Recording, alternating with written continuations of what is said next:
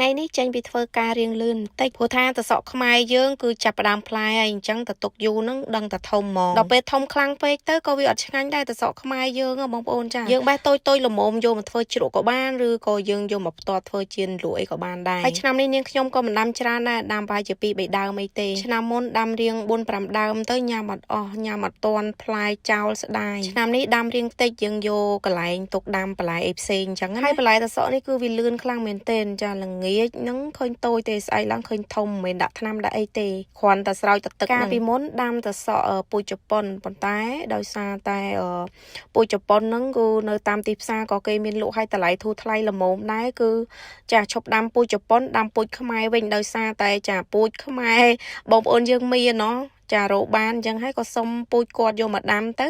ក៏បានដាំជាប់គ្នារហូតដូចជា3ឆ្នាំហើយបងប្អូនចាពូជខ្មែរហើយពិតជាឆ្ងាញ់បើថាប្រៀបធៀបជាមួយនឹងរសជាតិតសក់